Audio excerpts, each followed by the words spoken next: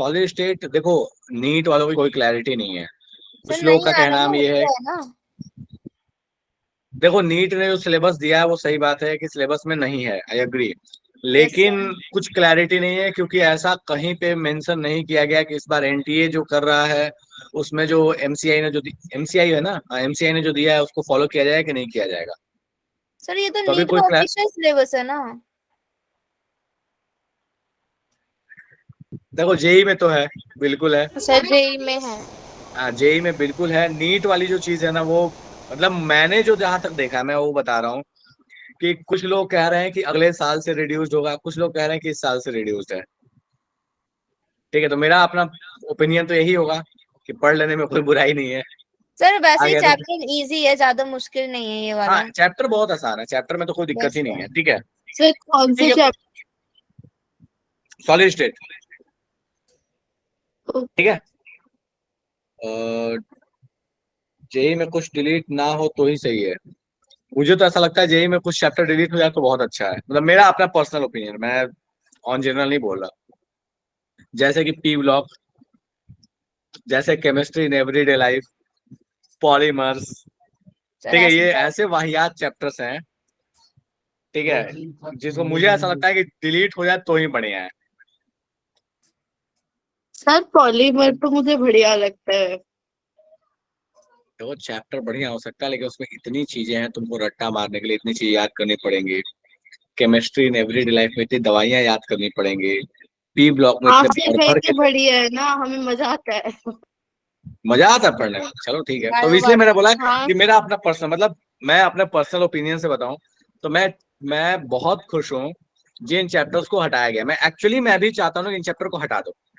कुछ एक चैप्टर है जिसको मैं नहीं चाहता हटाना, जिसको हटा दिया गया, जैसे कि स्टेट्स ऑफ मैटर। ये एक ऐसा चैप्टर है जो मुझे लगता है कि इसका होना बहुत जरूरी है, क्योंकि अगर स्टेट्स ऑफ मैटर नहीं आता तो आप थर्मोडायनेमिक्स कैसे कीजिएगा। तो पता सर नहीं क्या बॉयल्स फूक के लॉ इन लोगों ने वगैरह बनाया। सब है ना। सर क्या? बॉयल्स लॉ, चार्ल्स लॉ, ये सब। हाँ एग्जैक्टली अगर आपको स्टेट्स ऑफ सर मैटर का इससे तो कॉन्सेप्ट, बहुत क्वेश्चन आते हैं। क्वेश्चंस भी आते हैं, और बिल्कुल वो अपने आप में एक बहुत कॉन्सेप्चुअल चैप्टर है। हाँ सर बहुत जिसका, सारे क्वेश्चन है इससे। बिल्कुल जिसका हमेशा ही यूज होता जो है है इस आपको टाइम में। थर्मल में है। ठीक है, तो इन चैप्टर्स को तो मेरे हिसाब से रहना बहुत जरूरी है। अब वो पता नहीं क्या फूक के उन लोगों ने किया कि उस चैप्टर को हटाया। पर हाँ, ये जो ठीक है, जैसे सरफेस केमिस्ट्री है, बढ़िया है, इसको हटा दिया। ऐसे फिजिकल का चैप्टर स्टिल मैं कहता हूँ हटा दिया, ठीक किया। मतलब अगर फ्रेंडलिच लॉ हटा दें, लैंगम्यूर आइसोथर्म हटा दें, तो इसके अलावा इस चैप्टर में सिर्फ वाहियात चीजें ही हैं। आइसोथर्म को अगर हटा दिया जाए तो ठीक है, कोई बात नहीं। चलो एनीवेज, सॉलिड स्टेट अब क्या सोच के हटाया पता नहीं, मतलब मेरे हिसाब से सॉलिड स्टेट रहना चाहिए सिलेबस में। ये अच्छा चैप्टर है, ये होना चाहिए। चलो ठीक है, खैर कोई बात नहीं। अब अपने अपने ओपिनियंस है, कुछ तो फूक के ये लोग बनाते हैं सिलेबस, कुछ अच्छा काम भी करते हैं और कुछ पता नहीं भाई आज सा काम कर रहे होते हैं। ठीक है, तो अपन आज स्टार्ट करते हैं सॉलिड स्टेट में। फटाफट से स्क्रीन शेयर करो, कहानी शुरू करते हैं।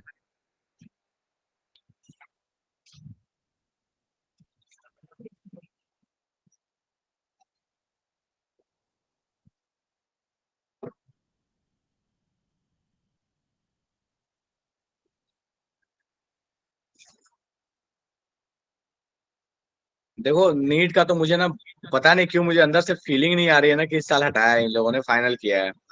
कोई क्लैरिटी नहीं दे रहे हैं ये लोग, एग्जैक्ट क्लैरिटी कुछ नहीं है। एनटीए कुछ कह नहीं रहा है, क्या ही कहा जाए। चल एनीवेज, हालांकि पेपर तो उसके हाथ में है नहीं, बट स्टिल। तो सॉलिड स्टेट की कहानी शुरू होती है सबसे पहले तो देखो, अगर हम देखें ना सिलेबस, तो हमने सॉल्यूशन पढ़ा जिसमें लिक्विड के बारे में चर्चा कर रहे थे। गैसियस स्टेट तो 11th में पढ़ लिए थे। तो सॉलिड स्टेट में बेसिकली सॉलिड से रिलेटेड प्रॉपर्टी के बारे में पढ़ते हैं, और जब सॉलिड की चर्चा की जाती है तो बेसिकली सॉलिड्स को दो मेजर कैटेगरी में डिस्ट्रीब्यूट किया गया है, क्रिस्टलाइन और एमोर्फस। अब सवाल उठता है कि आखिर ये क्रिस्टलाइन और ये एमोर्फस होते क्या है। एकदम सिंपल सा आसान भाषा में समझ लेना है। एमोर्फस का मतलब है अनप्लैंड तरीके से या अनऑर्गेनाइज तरीके से अगर पार्टिकल्स को अरेंज कर दिया जाए तो जो सॉलिड बनता है that is amorphous solid. Unorganise तरीके से अगर रख दिया गया तो, और अगर पार्टिकल्स को एक खास ऑर्डर में खास ऑर्गेनाइज तरीके से अगर रखा गया तो जो अपने पास सॉलिड बन के मिलता है that is known as crystalline solid. बहुत सिंपल सी कहानी है। ऑर्गेनाइज्ड है तो क्रिस्टलाइन है, अनऑर्गेनाइज्ड है तो हम बोल सकते हैं कि एमोर्फस है। अब चलो भैया, इस पे कहानी क्या क्या है तो कहता है कि डेफिनेट कैरेक्टरिस्टिक और ज्योमेट्रिकल शेप हुआ, इसका इरेगुलर हो जाएगा। मेल्टिंग पॉइंट, इसका मेल्टिंग पॉइंट शार्प होगा, इसका मेल्टिंग पॉइंट जो है क्या होगा, ग्रेजुअली सॉफ्ट होगा, हो जाएगा हीट करने पे। क्लीवेज की कहानी क्या है, तो क्लीवेज की कहानी क्या है, तो कहता है कि इसको जब काटा जाता है तो एकदम एकदम शार्प यहाँ पे बनता है, मतलब एकदम स्मूथ सरफेस आता है, एकदम शार्प कटिंग आती है। यहाँ पे देखा जाए तो अपने पास क्या होता है कि जब इसको काट रहे होते हैं तो यहाँ पे जो दो मतलब यहाँ पे ना रफ सरफेस आ रहा होता है बेसिकली, ठीक है। हीट ऑफ फ्यूजन की बात कर रहे होते हैं तो हीट ऑफ फ्यूजन इसका बिल्कुल डिफाइंड है, इसका हीट ऑफ फ्यूजन बिल्कुल डिफाइंड नहीं है, फिक्स नहीं है। यहाँ पे कहता है एन आइसोट्रोपिक नेचर, ये एक इंपॉर्टेंट चीज है। देखो ये क्या कहता है कि अगर मान लो आपने लाइट को पास कराया, मान लो ये अपने पास एक सॉलिड है और सॉलिड से लाइट को पास करा रहा हूं, तो अगर ऐसे जब लाइट जाएगा तो इस केस में कहानी थोड़ी सी अलग होगी। इस केस में जो इसका ऑप्टिकल नेचर होगा वो थोड़ा सा अलग दिखेगा। अगर आपने डायरेक्शन चेंज कर दिया तो इसका ऑप्टिकल नेचर बदल जाएगा। आपने इसका डायरेक्शन चेंज कर दिया तो इसका ऑप्टिकल नेचर बदल जाएगा। मतलब बेसिकली कोई ऐसी प्रॉपर्टी जो डायरेक्शन किधर किस कौन से डायरेक्शन से वहां पे पेनिट्रेशन हो रहा है या कौन से डायरेक्शन से मूवमेंट हो रहा है उसके ऊपर डिपेंड करे तो हम कहते हैं कि that is an isotropic nature. तो हमें देखने को मिलता है कि क्रिस्टलाइन में एनाइसोट्रॉपिक होता है। क्यों होता है? क्योंकि खास ऑर्डर में अरेंज है। एक सिंपल सा एग्जांपल लेके देख सकते हैं। मान लो स्कूल में क्या हुआ ना कि प्रेयर चल रहा है, प्रेयर में सारे बच्चे खड़े हैं, तो अगर बीच में जो गैप है वहां से कोई पास करना चाहे बड़े आराम से जाएगा, लेकिन वही डायगनली पास करना चाहे तो बहुत दिक्कत होगा। लेकिन एक रैंडम सी भीड़ है, उसमें किसी भी डायरेक्शन में जाओगे तो कहानी लगभग सेम ही रहने वाला, उसमें कोई खास फर्क पड़ने वाला नहीं है। ठीक है, क्या हो गया? वॉइस ब्रेक हो रही है, ऐसा है क्या? नहीं नो है, सर। ठीक है। हाँ सर। चलो, तो ये हो गया अपने पास एनाइसोट्रोपिक नेचर। आइसोट्रोपिक नेचर का मतलब क्या है? जिसका डायरेक्शन से कोई लेना देना नहीं, मतलब किसी भी डायरेक्शन में आप चीजों को कराइए, किसी भी डायरेक्शन में आप मान लीजिए आप चेक करना चाहते हैं कि ऑप्टिकल एक्टिविटी कैसी हो रही है, क्या हो रही है, ऑप्टिकल नेचर कैसा दिखा रहा है, तो हर डायरेक्शन में सेम देखने को मिलेगा। इसको बोलते हैं ट्रू सॉलिड, इसको बोलते हैं स्यूडो सॉलिड या सुपर कूल्ड लिक्विड। अब क्यों बोलते हैं? जैसे ग्लास है, अब ग्लास को देखा जाए तो बहुत दिनों तक अगर हम ग्लास को रहने, जैसे पुराने पुराने जो हवेलियां होती हैं या जो एक तरीके से किला वगैरह होते हैं, उसमें जो ग्लासेस लगती है, जो खिड़कियां होती है उनमें जो ग्लासेस लगे होते हैं, तो बहुत दिनों तक उसको छोड़ देते हैं तो होता क्या है, वो नीचे में ना थोड़ा सा थिक सा हो जाता है, ऊपर थोड़ा पतला होगा, नीचे थोड़ा मोटा होगा।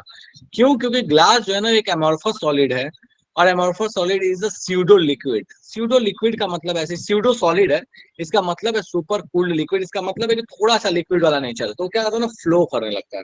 तो फ्लो करने की वजह से होता है क्या कि नीचे में थोड़ी सी थिकनेस बढ़ जाती है। और यही अगर आयरन का गेट होगा तो उसमें ऐसी कहानी देखने को नहीं मिलेगी, क्योंकि वो एक ट्रू सॉलिड है। नेक्स्ट कहानी कहता है कि भैया ये लॉन्ग रेंज ऑर्डर फॉलो करता है, मतलब बहुत लंबे दूरी तक देखा जाए तो खास ऑर्डर में रहता है। ये शॉर्ट बहुत एकदम छोटे से रेंज में एक ऑर्डर को फॉलो कर रहा होगा। ये सारे कुछ एग्जांपल्स हैं। आयनिक सॉलिड्स जितने होते हैं या आयनिक नेचर वाली चीजें जितनी होती हैं, लगभग वो सारे के सारे क्या होते हैं, क्रिस्टलाइन नेचर के होते हैं। ये रबर एंड प्लास्टिक ग्लास, ये सारी कहानी, ठीक है। तो ये वाहियात सी चीजें जो क्लास 12 में पढ़ते थे। बाकी इसमें कोई दिक्कत है तो पूछो, फिर अपन आगे बात करेंगे। बेसिक डेफिनेशन है ये बस। चलो नेक्स्ट। सो नेक्स्ट कहानी में कि भैया क्रिस्टलाइन सॉलिड्स कितने तरह के होते हैं, इनके क्लासिफिकेशंस। अब देखो, इनको क्लासिफाई किया गया है मेनली 4 पार्ट में: मॉलिक्यूलर, आयनिक, मेटालिक और कोवेलेंट। मॉलिक्यूलर का मतलब क्या है? मतलब वो सॉलिड्स जो मॉलिक्यूल से मिलके बने हैं, ठीक है। उनका जो बेसिक पार्टिकल है, जो यूनिट पार्टिकल है, दैट इज मॉलिक्यूल। अब कुछ केस में unit particle non polar molecule हो सकता है, कुछ केस में पोलर हो सकता है, कुछ केस में हाइड्रोजन बॉन्डेड हो सकता है। आयनिक सॉलिड में क्या है कि इसमें जो पार्टिकल्स हैं, जो बेसिक पार्टिकल हैं, जो यूनिट पार्टिकल है, वो आयंस है। हो सकता है कोई केटायन हो, एनायन हो, बट बेसिक पार्टिकल्स आयन के फॉर्म में है। मेटालिक सॉलिड में क्या है कि जो यूनिट पार्टिकल है इसका, वो मेटालिक एटम है। और कोवेलेंट नेटवर्क में क्या है कि जो पार्टिकल्स हैं, जो यूनिट पार्टिकल्स हैं, उनके बीच में क्या है, तो तगड़ा वाला कोवेलेंट बॉन्ड काम कर रहा है। अब मॉलिक्यूलर और कोवेलेंट में कंफ्यूजन होता है, जरा ध्यान से सुन लेना। देखो, मॉलिक्यूलर सॉलिड की कहानी क्या है कि ऐसे 2 मॉलिक्यूल है, वो दोनों मॉलिक्यूल का अपना नेचर कुछ भी हो सकता है, उस पर नहीं जा रहा है। उसका अपना नेचर मान लो ऐसा होगा कि 2 मॉलिक्यूल लाइक कि हो सकता है 2 वाटर मॉलिक्यूल हो सकता है 2 आपके पास H2 मॉलिक्यूल हो, कुछ भी हो। इनके बीच में, इनका खुद के अंदर में जो हो, पर इन दोनों मॉलिक्यूल्स के बीच में जो फोर्स ऑफ अट्रैक्शन होगा, वो weak force of attraction generally रहता है। वीक फोर्स ऑफ अट्रैक्शन का मतलब हुआ कि या तो डाइपोल डाइपोल होगा, डाइपोल इंड्यूस्ड डाइपोल होगा, इन्हीं में से कोई होगा। खूब होगा तो हाइड्रोजन बॉन्ड होगा जो कि थोड़ा स्ट्रॉन्गर है। लेकिन जब हम बात करते हैं कोवेलेंट नेटवर्क की, तो इसमें क्या है कि जो ये दो यूनिट पार्टिकल्स हैं, इनके बीच में जो फोर्स काम कर रहा है वो अपने आप में one of the strongest force काम करता है, दैट इज कोवेलेंट फोर्स, या जिसको हम बोलते हैं कोवेलेंट बॉन्ड। तो यही दोनों में फर्क है। मॉलिक्यूलर सॉलिड में यूनिट पार्टिकल्स के बीच में जो भी होगा, उसके जो इन दोनों के बीच में होगा वो एक वीक फोर्स के कैटेगरी में होगा। लेकिन जब कोवेलेंट सॉलिड की बात करते हैं तो जो यूनिट पार्टिकल्स हैं, वो चाहे एटम हो चाहे मॉलिक्यूल हो, उनके बीच में जो फोर्स ऑफ अट्रैक्शन होगा वो स्ट्रॉन्गर वाला होगा। स्ट्रॉन्गर का मतलब होगा कि कोवेलेंट बॉन्ड होगा। जैसे डायमंड, डायमंड में कहानी क्या है, तो एक एक कार्बन एटम जो है उनके बीच में जो फोर्स ऑफ अट्रैक्शन काम करता है, that is basically covalent bond, और कुछ नहीं। ठीक है, तो ये अपने पास कहानी होगी, जिससे वाहियात सी चीजें, कभी क्वेश्चन क्वेश्चन आता नहीं, पर स्टिल इसमें कोई दिक्कत है फटाफट से बात करें फिर आगे बढ़े। सॉलिड स्टेट चल रहा है शामिया, चलो। सो नेक्स्ट आता है दैट इज ब्रवाइस लैटिसेस। अब ब्रवाइस लैटिस का मतलब क्या है, देखो प्रैक्टिकली देखा गया ना कि अपने पास जो लैटिस है, लैटिस का मतलब क्या है, एक खास ऑर्डर में अरेंज जो क्रिस्टलाइन सॉलिड होता है, इसको बोलते हैं लैटिस। और यूनिट सेल का मतलब होता है ना कि उस लैटिस में जो सबसे स्मॉलेस्ट यूनिट, जिसको रिपीट करके आप पूरा का पूरा लैटिस बना सकते हैं, उसको बोला जाता है यूनिट सेल। आसान भाषा में समझो ना कि पूरे वेव को बनाने के लिए जैसे एक वेवलेंथ की जरूरत होती थी, उसी तरीके से पूरा लैटिस को बनाने के लिए जो एक सबसे छोटा यूनिट ऑफ सेल की जरूरत है, जो सबसे छोटा पार्ट की जरूरत है, that is known as unit cell. अब कहता है कि प्रैक्टिकली जो देखा गया है अपने पास, वो 14 तरह के अपने पास प्रैक्टिकली देखा गया कि ये ब्रवाइस लैटिसेस एग्जिस्ट करते हैं। ये जो 14 तरह के, ये प्रैक्टिकल देखा गया। अब अपने पास ये जो 14 तरह के, इसमें कौन कौन से सिस्टम वाले हैं, तो एक क्यूबिकल सिस्टम होता है, सेकंड टेट्रागोनल, ऑर्थोरोम्बिक, रोम्बोहेड्रल या ट्राइगोनल, हेक्सागोनल, मोनोक्लिनिक, ट्राइक्लिनिक, ये कुछ 7 सिस्टम्स हैं। और इन सातों सिस्टम का मतलब क्या है, देखो जब ए बी मतलब सारे के सारे एज लेंथ जब अलग हो, सेम हो, और उनके बीच में 90 डिग्री का एंगल हो, तो इसको बोलते हैं क्यूबिक सिस्टम, जो हम पढ़ते भी हैं, यही अपने पढ़ते हैं। नेक्स्ट है दैट इज टेट्रागोनल सिस्टम, जिसमें दो तो लेंथ जो है वो साइड का बराबर हो, लेकिन एक बराबर नहीं हो, बट एंगल सारे सेम हो। तीसरा कहता है ऑर्थोरोम्बिक या रोम्बिक, जिसमें सारे एंगल्स ही अलग अलग हो। नेक्स्ट क्या कहता है कि दैट इज ट्राइगोनल, ट्राइगोनल या रोम्बोहेड्रल, इसका मतलब है कि सारे लेंथ तो सेम है, लेकिन एक एंगल डिफरेंट है, 90 डिग्री नहीं है। इसमें कहता है कि दो का लेंथ सेम है, एक का लेंथ डिफरेंट है, दो का एंगल 90 है और एक का एंगल 120 है। इसमें कहता है तीनों का लेंथ अलग अलग है, और यहाँ पे दो का तो 90 डिग्री है, बट एक का 90 डिग्री नहीं है, 90 डिग्री के अलावा कुछ भी हो सकता है, 120 फिक्स नहीं है। और ट्राई क्लिनिक में बोलता है भैया किसी की गारंटी नहीं है, कुछ भी बराबर नहीं है, कुछ भी एंगल बराबर नहीं है, कुछ भी हो सकता है। ठीक है, तो इस तरीके से अपने पास 7 सिस्टम होते हैं। इन सातों सिस्टम में देखा गया कि जैसे क्यूबिकल है तो इसमें 3 तरह के लैटिसेस प्रेजेंट है। प्रिमिटिव, प्रिमिटिव का मतलब भी सीखेंगे, primitive face centre, body centre, इसका मतलब क्या होता है। ट्राई टेट्रागोनल में 2 ही है, ऑर्थोरोम्बिक में 4 है, फिर रोम्बोहेड्रल में 1 है, हेक्सागोनल में 1 है, मोनोक्लिनिक में 2 है, और ट्राइक्लिनिक में 1 है। अब ये ब्रवाइस लैटिसेस में जो ये सेल्स हैं, जो प्रिमिटिव सेल्स है, फेस सेंटर्ड है, बॉडी सेंटर्ड है, इनका मतलब क्या है, जरा इस पे बात करते हैं। तो कहता है कि अगर आपके पास कहानी कुछ ऐसी है, एक मिनट, एक स्ट्रक्चर देखता हूँ अगर हो तो।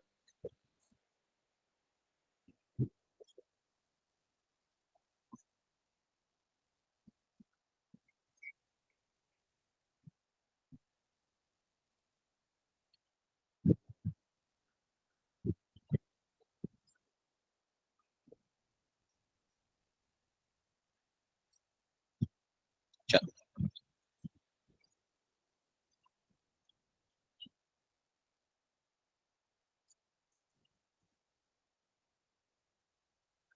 अब प्रिमिटिव का मतलब क्या था, प्रिमिटिव का मतलब होता है कि अगर आपके पास जो एटम है, या जो आपके पास यूनिट है, यूनिट हो सकता है वो मॉलिक्यूल हो, ऐसा जरूरी नहीं है कि कोई यूनिट हमेशा एटम ही होगा, वो मॉलिक्यूल भी हो सकता है अगर मॉलिक्यूलर सॉलिड है तो। सो आपके पास जो भी यूनिट है, वो यूनिट कहाँ पे प्रेजेंट है, तो अगर वो यूनिट सिर्फ और सिर्फ कॉर्नर्स पे प्रेजेंट है, तो हम कहते हैं कि वो जो भी सेल होगा that will be counted as primitive cell. ठीक है, अगर यूनिट सिर्फ कॉर्नर प्रेजेंट है, एक कॉर्नर अंदर छिपा हुआ है इसलिए उसको नहीं बना रहा, तो अगर सिर्फ कॉर्नर पे प्रेजेंट है तो दैट इज प्रिमिटिव, हमें दिखा कि भैया ये प्रिमिटिव है। नेक्स्ट अपने पास है फेस सेंटर। फेस सेंटर का मतलब हुआ कि जो अपने पास यूनिट है, वो यूनिट कहाँ प्रेजेंट है, तो वो यूनिट सारे कॉर्नर्स में तो प्रेजेंट है, साथ साथ सारे फेसेस के सेंटर पे भी प्रेजेंट है। मतलब अपने पास कहानी है यहाँ पे प्रेजेंट है, एक इस फेस सेंटर पे प्रेजेंट है, एक ऊपर वाले फेस के सेंटर प्रेजेंट है, एक पीछे वाले फेस के, एक राइट साइड वाले, एक नीचे वाले फेस के सेंटर पे। तो जब फेसेस के सेंटर पे प्रेजेंट हो और साथ में कॉर्नर पे प्रेजेंट हो, तो इस तरह के यूनिट सेल को हम बोलते हैं that is face centred. Next अपने पास है बॉडी सेंटर्ड। बॉडी सेंटर का मतलब क्या है? तो बॉडी सेंटर का मतलब अपने पास ये हुआ कि अपने पास सारे के सारे कॉर्नर पे तो प्रेजेंट है, लेकिन कॉर्नर के साथ साथ, कॉर्नर पे प्रेजेंट है लेकिन उसके साथ साथ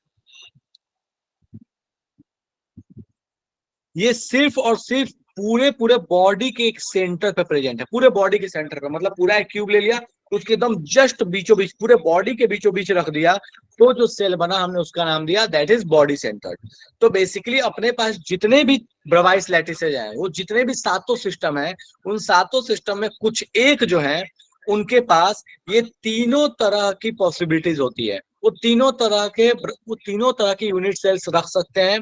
दैट इज प्रिमिटिव, जिसमें सिर्फ कॉर्नर की कहानी है। Second one is face centre, जिसमें कॉर्नर्स पे तो है, साथ में फेसेस पे भी है। नेक्स्ट है दैट इज बॉडी सेंटर, जिसमें कॉर्नर पे है और साथ में बॉडी के सेंटर पे भी है। तो इस तरीके से अपने पास जो यूनिट सेल हैं जो प्रैक्टिकली देखने को मिले हैं, अपने पास वो 14 तरह का यूनिट सेल देखने को मिला है, जिसको हम बोलते हैं ब्रवाइस लैटिसेज, यही 14 है। ठीक है। और जो इनके अंदर में जो अपने पास सब कैटेगरीज थी कि कैसे कैसे सेल्स प्रेजेंट हैं, तो ये अपने पास तीनों हो गए। प्रिमिटिव, या जिसको बोलते हैं अपन प्रिमिटिव है, प्रिमिटिव को सिंपल क्यूबिक भी कहते हैं। Primitive, body centre, face centre. एक जो अपने पास चौथा आता है, इसको बोलते हैं एंड सेंटर। एंड सेंटर क्या कहता है? सो एंड सेंटर अपने पास कहता है कि आपके पास जो बॉल प्रेजेंट्स हैं, या जो आपके पास ये यूनिट्स प्रेजेंट है, वो कहाँ कहाँ प्रेजेंट होंगे?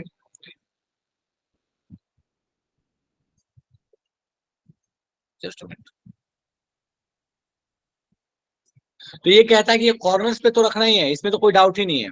उसके बाद कहता है कि आप एक काम कीजिए, दो अपोजिट फेस सेंटर्स पे आप रख दीजिए, दो अपोजिट फेस सेंटर्स पे आप रख दीजिए, तो जो आपके पास बनेगा that is known as end centre. मतलब आपके पास ऐसा होगा कि दो, ऐसे मान के चलो कि एक क्यूब है, उस क्यूब की कहानी क्या है? मान लो एक क्यूब है, इस क्यूब की कहानी क्या है कि ऊपर के फेस सेंटर पे, नीचे के फेस सेंटर पे, इधर के फेस सेंटर पे, इधर के फेस सेंटर पे है, सारे कॉर्नर्स पे इधर वाले और इधर वाले पे नहीं है। तो आप ऐसे मान के चलिए कि दो अपोजिट जो फेसेस हैं उनके ऊपर तो है, लेकिन एक जो अपोजिट पेयर है उसके ऊपर फेस सेंटर पे बॉल्स अगर नहीं है, या फिर उसके ऊपर अगर यूनिट नहीं है, unit of atom, unit of molecule अगर प्रेजेंट नहीं है, तो हम कहते हैं कि that is known as end centre. तो यही आपके पास चार कहानी है, body centre, face centre, end centre की। डन है क्या? ये चलेगा? फटाफट से बता दो, अगर यहां तक में कोई दिक्कत है जल्दी बताओ, अपन बात कर फिर आगे बढ़े। यस चलो नेक्स्ट।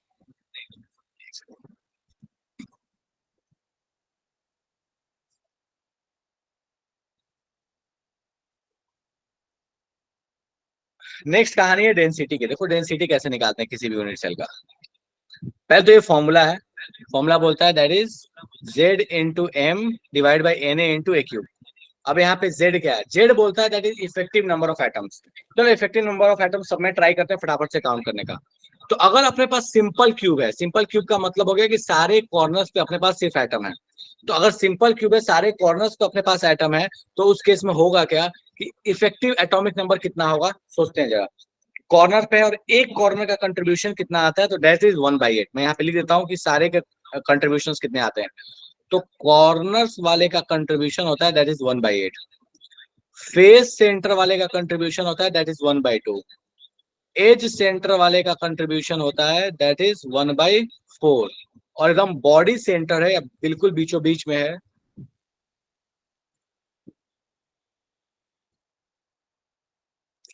तो इसका होता है दैट इज 1। अब सोचते हैं, अगर अपने पास सिंपल क्यूब है, तो सिंपल क्यूब की कहानी क्या है? तो सारे कॉर्नर्स पे है, सारे कॉर्नर्स पे का मतलब हो गया 1/8 इंटू 8।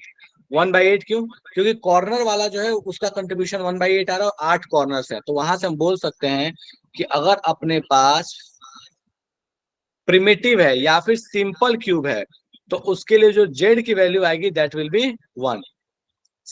सेकंड कहानी पे आते हैं। फेस सेंटर हुआ तो प्रिमिटिव तो है, मतलब सारे कॉर्नर्स पे तो है ही, साथ में फेसेस पे भी है। फेस वाला कंट्रीब्यूशन 1/2, फेस कितने अपने पास हो गए 6, तो अपने पास यहाँ पे कहानी आ गई that is 1/8 into 8 plus 1/2 into 3, sorry 1/2 into 6, तो ये अपने पास कहानी आ गई दैट इज 4। बॉडी सेंटर हुआ तो इस केस में जेड क्या होगा, सारे कॉर्नर्स पे और साथ में बॉडी के बीचों बीच है, तो कॉर्नर से आ गया एक 1/8 इंटू 8 और एक सेंटर से आ गया एक, तो टोटल हो गया 2। अगर अपने पास एज सेंटर है तो sorry edge centre, end centre है, तो एंड सेंटर में कितना आ गया, कॉर्नर्स वाले सारे आ गए और दो अपन अपोजिट एजेस वाले दो अपोजिट फेस वाले आ गए, तो ये हो गया 1 और प्लस अपोजिट फेस पे हाफ ऑन हाफ, तो ये अपने पास आ गया 1 दैट इज 2।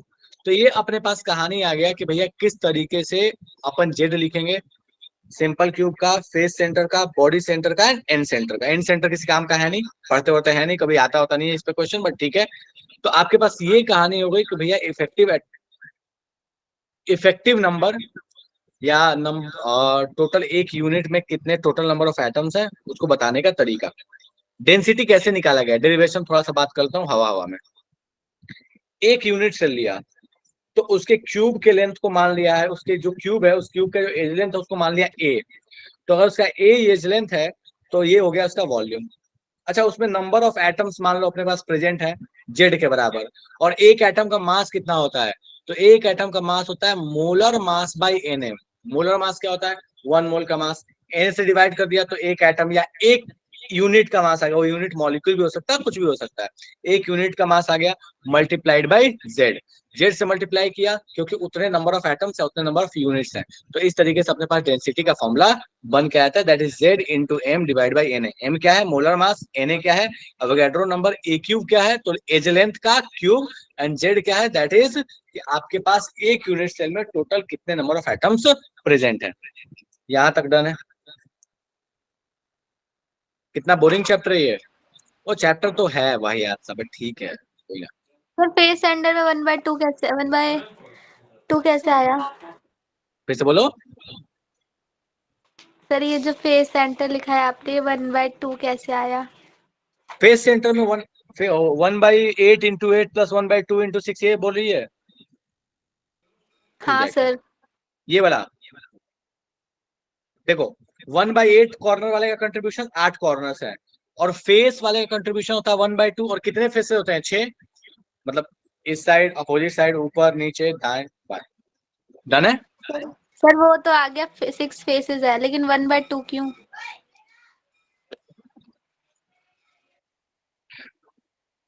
चलो मुझे एक बात बताओ कि अगर मैं मान लो किसी चीज को, किसी बॉल को इस फेस पे रख दूं, ठीक है, जिसका सेंटर पॉइंट जो है वो इस प्लेन पे है, अब तुम मुझे बताओ कि अगर मैं इस किसे क्यूब मानता तो इस क्यूब के अंदर में उसका कंट्रीब्यूशन कितना आ रहा है।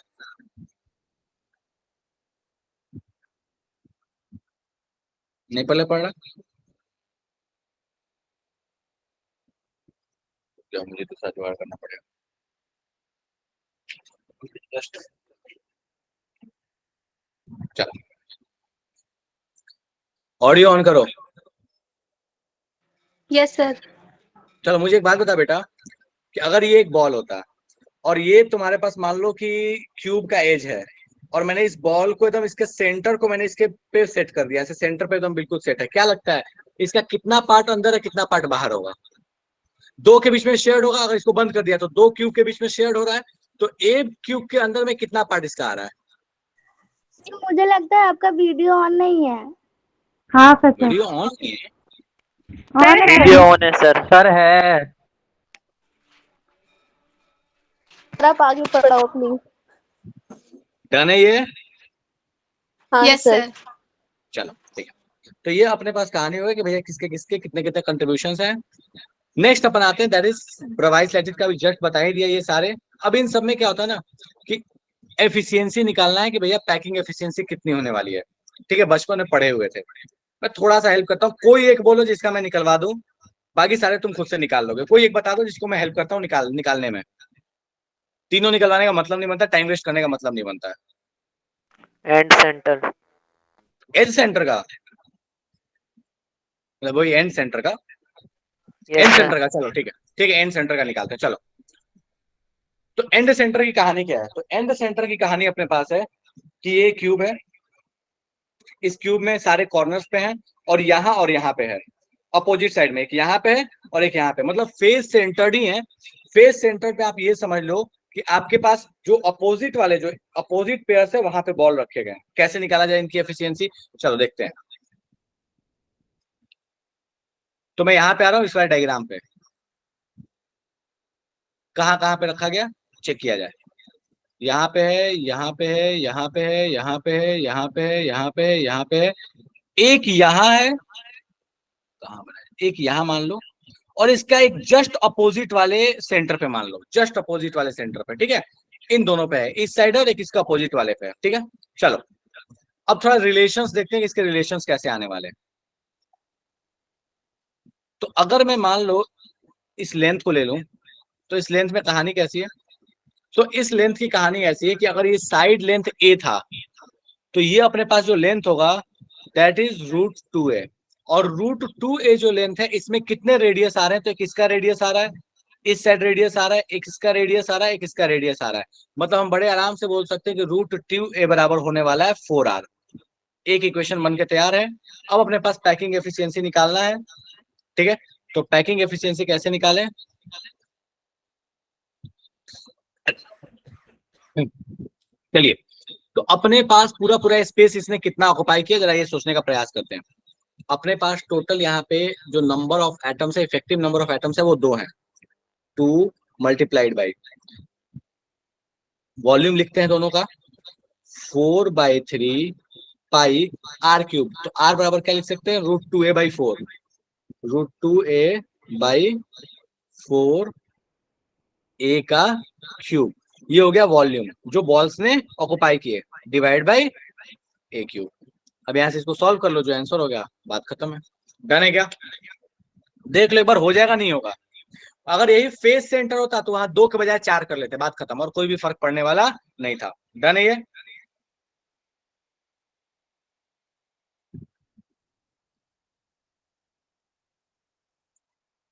डन है ये? कोई दुख है इसमें? सारे निकलवाने की जरूरत है या सीधे लिखवा दें भैया इतना इतना होता है? कुछ बोल नहीं रहा है, सब म्यूट हो गया सर है। कुछ समझ नहीं आ रहा मुझे। कुछ समझ नहीं आ रहा है इसमें? चलो सर मैं मुझे सारा, आपका वीडियो दिखाई नहीं दे रहा। सर वीडियो वीडियो नहीं दिख दिखा? रहा है। सर मेरी तरफ नहीं दिख रहा। इंटरनेट इशू हो गया होगा जरूर। रुक जा रुक जा रुक जा भाई, रुक जा, मैं करा दे रहा हूँ, मैं बिल्कुल एक एक करा दे रहा हूँ। मैं समझ गया, कुछ समझ में नहीं आ रहा है तो लगता है मैं कुछ ज्यादा ही फास्ट चला गया। चलो ठीक है, कोई बात नहीं, तो एक एक करके आते हैं। पहले तो समझते हैं पैकिंग एफिशिएंसी का मतलब क्या होता है, ठीक है। आ जाओ, मैं सोचा इसको जरा उड़ाया जाए, बट ठीक है कोई बात नहीं।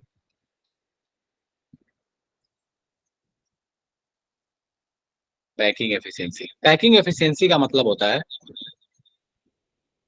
Volume occupied divided volume of cell multiplied by 100, ठीक है।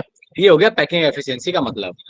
अब अगर मान लो एक एक करके बात करते हैं, सबसे पहले सिंपल क्यूब की बात करते हैं। सिंपल क्यूब में कहानी कैसी है? तो अगर हम सिंपल क्यूब को लेते हैं, तो सिंपल क्यूब में कहानी ऐसी होती है कि जो अपने पास ये कॉर्नर है, देखो इधर ध्यान देना,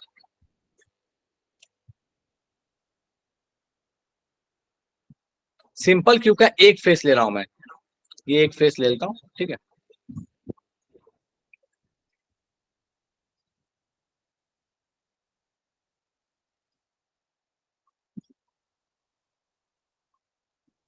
चलो, तो ये वैसे ओवरलैप नहीं करता, बट ठीक है, थोड़ा सा इसको और अच्छे से बना देता हूँ। टाइम पास करने वाला ही काम है अब तो। चलो ये टाइम पास करने वाला काम थोड़ा सा अपन कर लेते हैं। तो इस चैप्टर का वेटेज कितना है वैसे? बस इतना ही है कि कभी गलती से एक क्वेश्चन आ जाता है। वैसे एक क्वेश्चन आते हैं अभी तक तो, ऐसा नहीं है। चलो, तो ये अपने पास सिंपल क्यूब की कहानी है, जिसमें सारे के सारे कॉर्नर्स पे एक एक बॉल प्रेजेंट रहते हैं, ठीक है। एक यहां लगा लिया और एक यहां लगा लिया। तुमको क्या हुआ?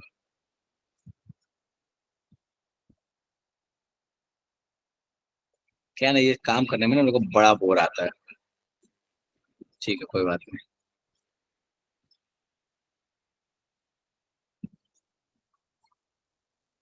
चलो ठीक है, ये सिंपल क्यूब है। अब कहता है कि बताइए, अगर ये सिंपल क्यूब की कहानी अगर आप ध्यान से देखिए तो आपको क्या चीजें दिख रही हैं, जरा नोटिस करना। एक फेस है। अगर एक फेस अपने पास ये दिख रहा है तो हमको यहाँ पे दो चीजें समझ में आ रही हैं। एक तो पहले कि ये एज लेंथ और इस रेडियस के बीच में क्या रिलेशन है। देखो, अगर मैं इस एज की बात करूं, एक एज ले लूं ये, तो हमें दिख रहा है कि ये जो एज लेंथ है that is A equals to क्या आ रहा है, तो अपने पास इस एक ये वाले सर्कल का रेडियस और एक ये वाले सर्कल का रेडियस दोनों एक दूसरे को टच कर रहे हैं। तो अपने पास जो एज लेंथ है ए, ये ए किसके बराबर आ रहा है, that is equals to 2r। Done है, ये हमको समझ में आ गया कि एज लेंथ जो है वो 2r के बराबर होगा। अब जो अपने पास कहता है कि पैकिंग एफिशिएंसी होता क्या है, टोटल वॉल्यूम जो बॉल्स ने घेरा है divided by volume of the cube multiplied by 100। यही अपने पास कहानी है। ठीक है, इससे आपके पास आ जाएगी एफिशिएंसी। 100 से नहीं मल्टीप्लाई करोगे तो पैकिंग फ्रैक्शन आ जाएगा। चलो, अब कहता क्या है कि भैया बॉल्स ने कितना वॉल्यूम ऑक्युपाई किया होगा। तो हम सोचना शुरू करते हैं, अपने पास टोटल इफेक्टिव बॉल्स कितने हैं। तो इफेक्टिव बॉल्स अगर सिंपल क्यूब है तो एक है, गिनवाया था 1/8 कंट्रीब्यूशन और 8 बॉल है, तो 1 मल्टीप्लाइड बाई एक बॉल कितना वॉल्यूम ऑक्युपाई करेगा, 4/3 पाई आर क्यूब। आर के बराबर कितना हो जाएगा, तो a/2 का क्यूब। ये पूरा पूरा वॉल्यूम जो एक बॉल ऑक्युपाई कर रहा होगा एक यूनिट सेल के अंदर में, डिवाइड बाई पूरे यूनिट सेल का volume that is A cube. क्या इसको सॉल्व करेंगे तो हमारे पास नहीं आ जाएगा कि पैकिंग एफिशिएंसी क्या है, मल्टीप्लाइड बाई 100 कर देंगे तो परसेंटेज आ जाएगा, नहीं मल्टीप्लाई करेंगे तो अपने पास फ्रैक्शन आ जाएगा।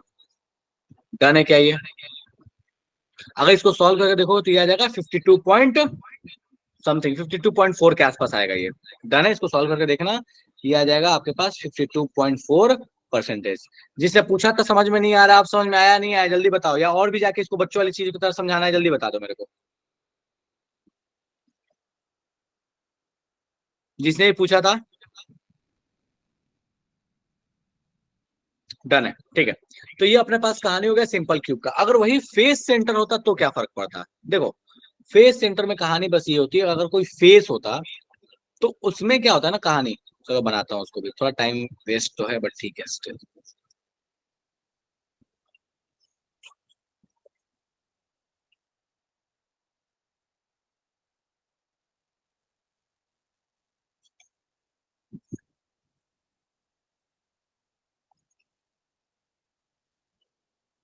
देखो, फेस सेंटर की कहानी कुछ ऐसी होती है।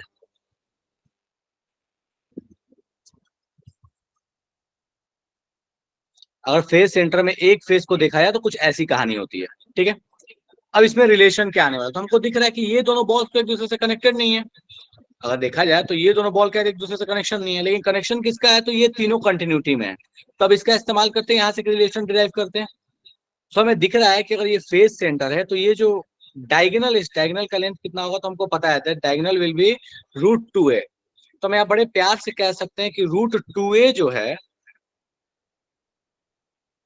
ये किसके बराबर होगा, तो एक रेडियस ये यहाँ पे दोनों इस एटम पे दोनों रेडियस और इसका रेडियस, मतलब ये बराबर हो जाएगा 4r के। तो r बराबर कितना हो गया, तो √2a/4। अब हमको पैकिंग एफिशिएंसी चाहिए, तो हम कैसे निकालें, तो एक फेस सेंटर लैटिस में अपने पास इफेक्टिवली कितने एटम होते हैं, 4 होते हैं। तो 4 multiplied by 4/3 pi R cube की जगह हम लिख सकते हैं √2/4 ए का क्यूब डिवाइड बाय पूरे क्यूब की volume that is A cube multiplied by 100। चलेगा क्या? इसको सॉल्व करके देखोगे तो ये लगभग लगभग जो आपके पास है, ये आपके पास 74% के आसपास आ जाएगा। एग्जैक्ट तो नहीं आएगा, लेकिन लगभग लगभग ये आपके पास कितना आ जाएगा, that will be equal to 74%। ये किसके लिए हो जाएगा, दैट इज फॉर एफसीसी। इसी तरीके से किसने बोल दिया कि भैया बीसीसी का बताओ क्या होगा। चलो बीसीसी बनाते हैं। देखो, बीसीसी की दिक्कत क्या है कि अपने पास जो बॉल्स है ना वो डायगोनली पूरे क्यूब के ना डायगोनल पे कनेक्टेड है, एजेस पे ना फेसेस पे कहीं नहीं कनेक्टेड है, वो डायगोनल्स पे कनेक्टेड है। और अगर डायगोनल पे अपने पास कनेक्टेड है तो उसके लिए हम कैसे करें, तो अपने पास कहानी कुछ ऐसी है। कि अगर वो पूरे बॉडी के डायगोनल पे है, तो देखो डायगोनल पे ऐसे 3 बॉल अगर कनेक्टेड हैं बॉडी के डायगोनल पे, तो क्या कहानी होगी। तो हमें पता है कि बॉडी का डायगोनल का जो लेंथ होता है वो होता है √3 है। अगर एज लेंथ ए है तो बॉडी का डायगोनल हो जाएगा √3 है। तो हम वहां से बड़े आराम से बोल सकते हैं कि भैया ये जो चूंकि लेंथ है बॉडी का डायगोनल का,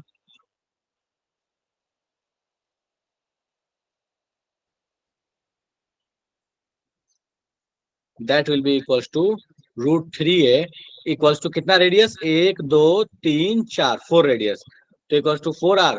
तो हम बोल सकते हैं r इक्वल्स टू हो जाएगा √3a/4। अब इसका इस्तेमाल कर लो कैलकुलेट करने के लिए। तो कैसे इस्तेमाल करोगे, बोलोगे भैया पूरा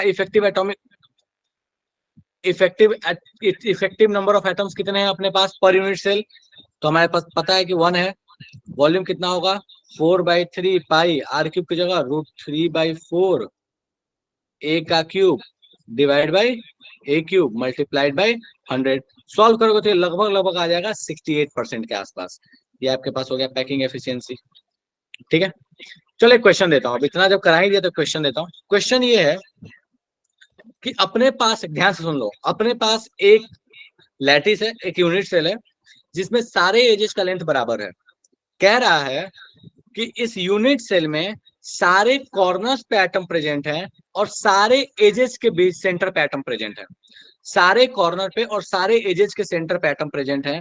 बताइए इस यूनिट सेल की पैकिंग एफिशिएंसी कितनी होगी। एकदम बिल्कुल रैंडम सा क्वेश्चन है, फटाफट से सॉल्व करने का प्रयास करो। सारे कॉर्नर्स पे प्रेजेंट है और सारे एजेस पे प्रेजेंट है, पैकिंग एफिशिएंसी बताओ कितनी होगी। शुरू हो जाओ तो।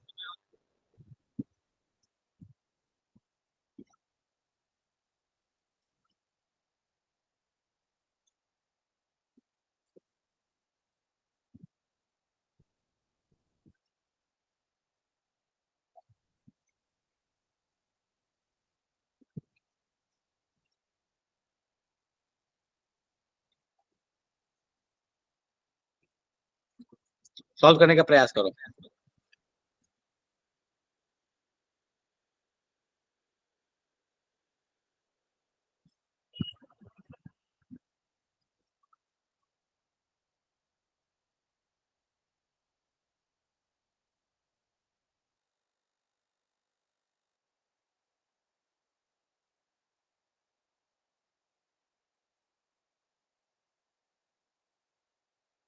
सर मैं क्लास लीव कर सकती हूँ, मेरे तरफ नेटवर्क इशू है।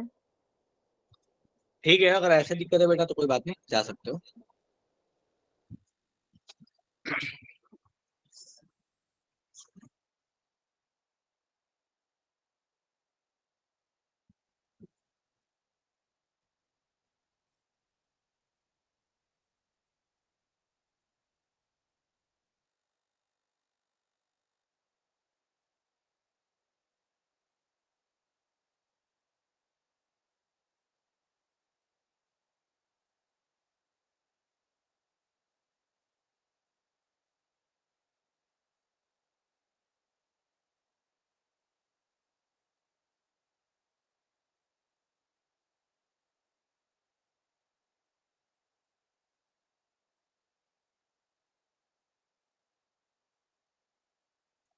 देखते हैं रिशु, आंसर मुझे भी याद नहीं है, रैंडम सा क्वेश्चन दिया है, सॉल्व करना पड़ेगा।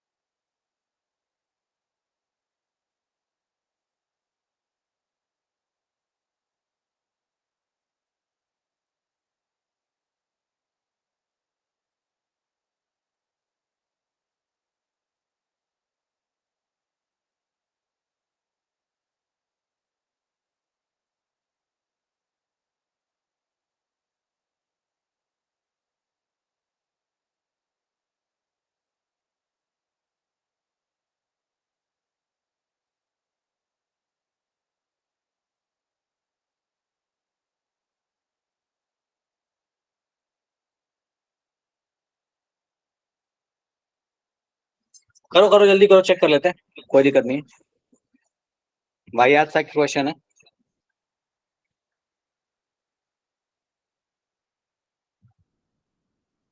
चलो ठीक है, चेक करते हैं। कह रहा है सारे एजेस पे हैं और सारे एजेस पे हैं, सारे कॉर्नर्स पे हैं, ठीक है। तो एक छोटा सा बना लेते हैं। अगर एज पे अपने पास है तो कुछ ऐसी कहानी होगी।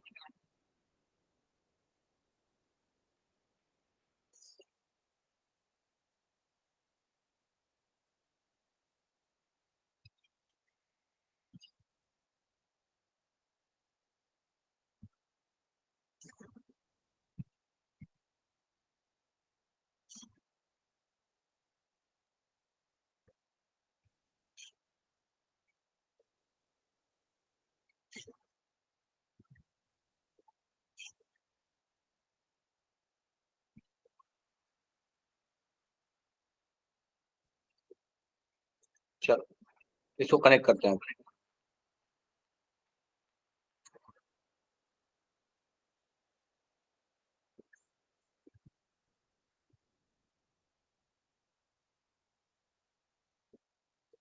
चलिए, तो ये एक अपने पास फेस हो गया। अब एक फेस अपने को पता है। अब चलते हैं एफिशिएंसी निकालने के लिए। पहले तो हमको देखना पड़ेगा कि ए के साथ, मतलब एज लेंथ के साथ रेडियस का क्या रिलेशन है। तो हमें दिख रहा है कि अगर एज लेंथ देख लेंगे तो इसके साथ 1 2 3 4, मतलब हम बोल सकते हैं कि एज लेंथ जो होगा, ए जो होगा, ये बराबर होगा 4R के। ये रेडियस और एज लेंथ में रिलेशन आ गया। पैकिंग एफिशिएंसी पे बात करते हैं। तो अपने पास इफेक्टिव नंबर ऑफ एटम्स कितने आएंगे। तो हमको पता है इफेक्टिव नंबर ऑफ एटम्स कितने आएंगे, तो 1/8 × 8 होगा, प्लस एजेस पे है तो एजेस की कहानी अपने पास कितनी हो जाएगी, दैट इज 1/4 × 12। ठीक है, तो ये अपने पास आ गया 1, ये अपने पास आ गया 3, तो total effective number of atoms कितने आ रहे हैं, 4 आ रहे हैं। 4 मल्टीप्लाइड बाई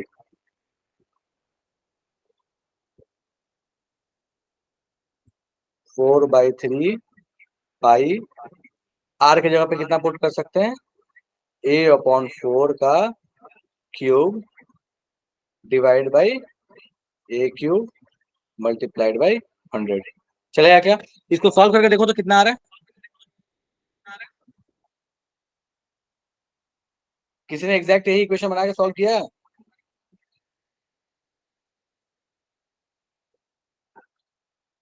फटाफट से बताओ।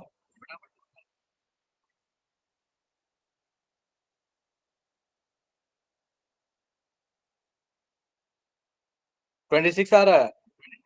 देखो मैंने सॉल्व किया नहीं है इसलिए मैं पूछ ले रहा हूँ, बाकी सारे लोग फटाफट से सॉल्व करो, बना के तो दे दिया। सॉल्व करके चेक करके बताओ कितना आ रहा है। ये सॉल्व हो जाए तो एक और अच्छा सा क्वेश्चन देता हूँ मैं। ठीक है, तो हरिओम बोल रहा है कि 26 के लगभग आ रहा है, मैं मान लेता हूँ कि 26 आ रहा है। सारे लोग सॉल्व करने का ट्राई कर लीजिएगा, ठीक है। क्वेश्चन क्या है, अगला क्वेश्चन देता हूँ। चलो, कहता है कि बताइए पैकिंग एफिशिएंसी कितना होगा अगर एक एफसीसी है, ध्यान से देखना, एक एफसीसी है लेकिन बॉडी डायगोनल के क्रॉस जितने भी एटम्स हैं वो रिमूव्ड हो गए हैं।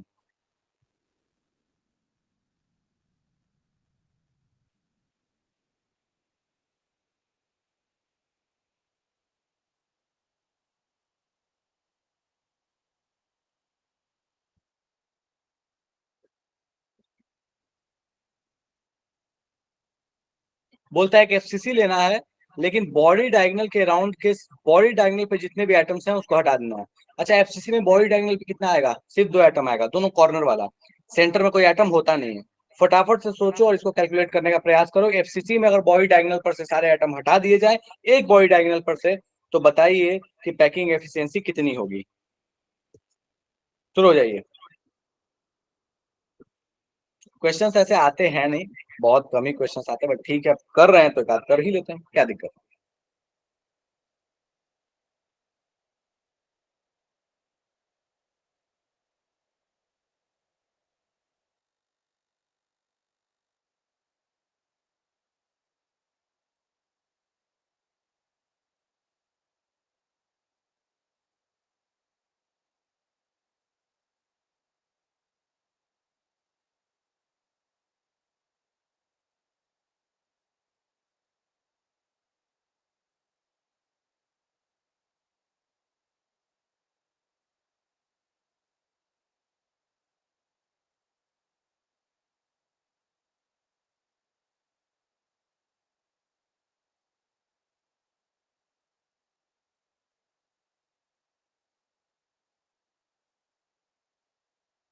हरिओम ये वाला नहीं कराया है, बॉडी उसका कराया था ना, एज सेंटर कराया था, सॉरी एज सेंटर नहीं, एज एंड सेंटर। इसमें तो डायगोनल के अराउंड हटाया ना।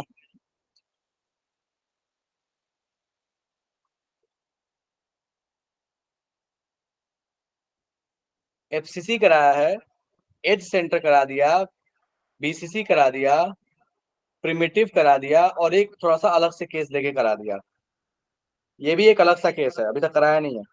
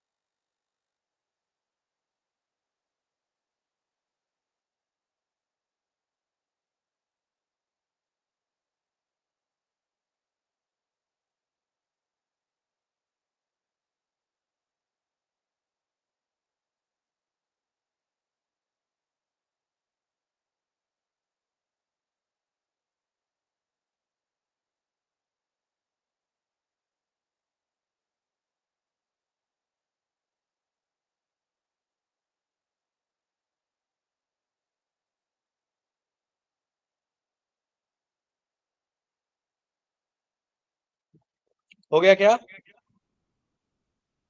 ऐसा हमको कहाँ लग रहा है कि कराने की जरूरत है? सब चिंता में आ गया। इटली इलेक्ट्रोलिटिक से लेक्चर का पीडीएफ भेज देना, टेस्ट में आ रहा है। ठीक है रिशु, मैं भेज दूंगा वापस से। मैसेज जो किया है ना उस नंबर पे एक बार वापस से क्वेश्चन मार्क डाल के भेज देना, मैं कर दूंगा। करा दो इस क्वेश्चन को। सर 100% से ज्यादा भी आ सकता है? नहीं, 100% ज्यादा कैसे आएगा?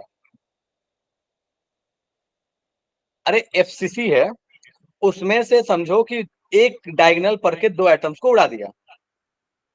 बॉडी डायगोनल उड़ाया, बॉडी डायगोनल पे कितने एटम आने वाले? दो, दोनों कॉर्नर्स वाले, उनको उड़ाया, बोला बताइए एफिशिएंसी क्या होगी। ये तो होना चाहिए सॉल्व यार, इतना आसान सा क्वेश्चन है ये। मैं मान सकता हूँ कैलकुलेशन तगड़े होंगे, पर क्वेश्चन तो कॉन्सेप्चुअली आसान है।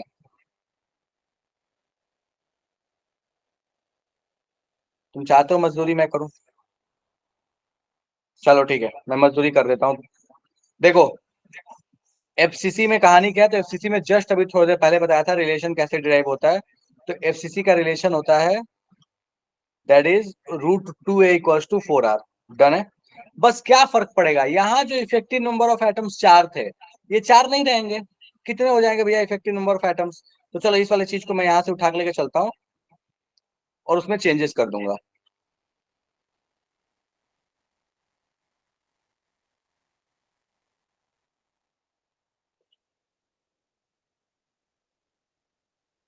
तो भाई साहब ये क्या हो गया? ठीक है चलो हटाओ।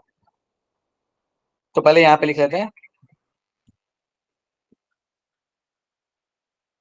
कितने इफेक्टिव नंबर ऑफ एटम्स होंगे। 1/8 इंटू डायगोनल पर से उड़ा दिया, अब 8 नहीं बचा, 6 बचा, 6 plus 1/2 into 6 whole multiplied by 4/3 pi r³ की जगह क्या हो जाएगा, √3/4 √2a/4 का क्यूब डिवाइडेड बाई a³। समझ आ रहा है क्या ये कहानी? पुरानी ही कहानी है, बस फर्क इतना है ना कि यहाँ जहां पे मैंने 4 सीधे पुट किया था जब एफसीसी लिया था, तो अब वो 4 ना पुट करके यहाँ 1/8 इंटू 6 किया, क्योंकि आपके पास 6 ही एटम बचे हैं कॉर्नर पे, और फेसेस वाले तो आपके पास है ही, तो इसमें कोई दिक्कत नहीं है। फेसेस वाले तो 6 के 6 हैं, लेकिन कॉर्नर पे जो पहले 8 हुआ करता था अब 6 हो गया। अब इसको सॉल्व करो तो ये अपने पास कितना आ जाएगा, ये अपने पास आ गया 4, ये आ गया 3 और ये हो गया आपके पास 3। तो बेसिकली यहाँ पे ये जो आपके पास नंबर आ जाएगा 12 3 15 15/4। पहले कितना हुआ करता था, ये हुआ करता था 4 इंटू 4/3 पाई। अभी हो गया 15/4 into 4/3 pi √2a/4 divide by a³। Done है क्या ये? कोई ऐसा है इसको ये समझ नहीं आया तो जल्दी से बता दो मेरे को।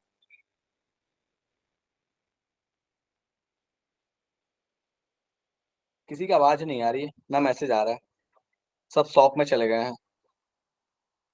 इतना टफ क्वेश्चन था क्या सर ये? आ गया। डन है, चलो ठीक है, एक होमवर्क देता हूँ। सब चिंते में चले गए हैं। चलो, तो कहता है कि एक अपने पास बीसीसी है और बीसीसी में कहता है कि अगर आपके पास डायगोनल के फेस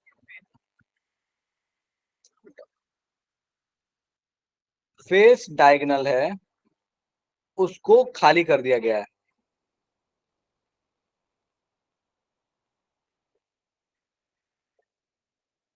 और कितने फेस डायगोनल को खाली किया गया है? सिर्फ एक। बोलता है एक बीसीसी था जिसमें एक फेस डायगोनल पे जितने एटम्स थे उसको खाली कर दिया गया। बताओ पैकिंग एफिशिएंसी कितनी होगी? जाओ, ये तुम्हारा होमवर्क है वाहियात से टॉपिक का, आराम से घर पे सॉल्व करते रहना। अच्छा, एक फेस डायगोनल को खाली किया गया, इसका मतलब क्या हुआ? 2 एजेस के एटम उड़ गए वहां से, जैसे पिछले वाले केस में उड़ा था। 2 एजेस के एटम उड़ गए, बाकी सारी कहानी सेम रह जाएगी। कर लोगे सॉल्व? ठीक है, वाहियात सा क्वेश्चन है, घर पे आराम से करते रहना, बच्चों वाली चीज है। ठीक है, तो अगले क्लास में अपन बात करेंगे डेंसिटी, कुछ क्वेश्चंस करेंगे और थोड़ा काम की जो चीजें उस पे आएंगे। ये बच्चों वाली चीजें, ये सब किसी काम का है नहीं, क्वेश्चन आते नहीं है इस पे। ठीक है, चलेगा? चलो इसको देखते हैं, 2-3 दिन में इस चैप्टर को रैप अप कर देंगे।